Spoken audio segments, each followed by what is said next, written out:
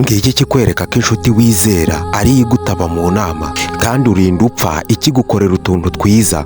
Yuda yasomye Yesu mu buryo bwo kumujijisha, ariko si Yuda gusa, abo yazuye yakijije ibibembe, yakoreye ibitangaza bikomeye, nibo bamutaye mu nama ati nabambwe nabambwe nabambwe mutubohorere Baraba. Pilato ati nta cyaha mubonaho, ni ukuri mbakarabiye imbere, amaraso y'inzirakarengane sinzayabazwe. Iki ni ikindi cyigisho dukwiye kwiga twigiye ku mwami wacu Yesu Kristo waje kudupfira mu isi azize ibyaha byacu. Satani yo yari izi ko itsinze, yamugerageje inshuro nyinshi ariko imutega uyu munsi. Satani mu bwenge bwayo yari izi ko yo nimuteza abo yakoreye ibitangaza ngo bamugambanire bamukorere ibibi, izaba imuhamije, izaba imutakarije icyizere ku muntu. Ariko ku Mana niko gusoza isezerano ryayo.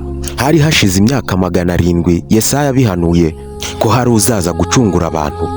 Wibuke neza, Satani yamenye ko Yesu ari we waje gucungura abantu igihe yabiganirizaga abigishwa be.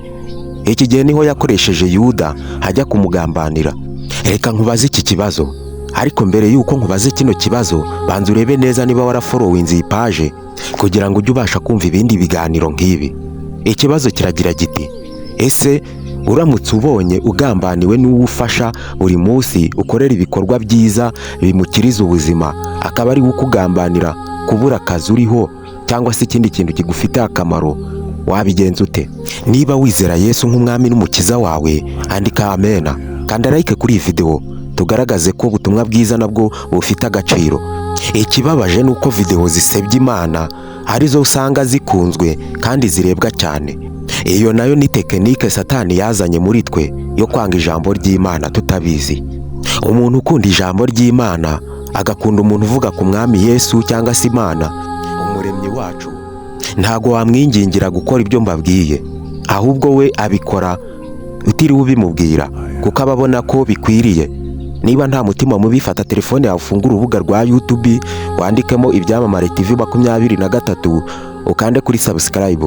Niba nta shyari, nta rwango, nta gomwa riba mu mutima wawe kandi ukaba uzi ko ibyo byose ari icyaha, urabikora wishimye.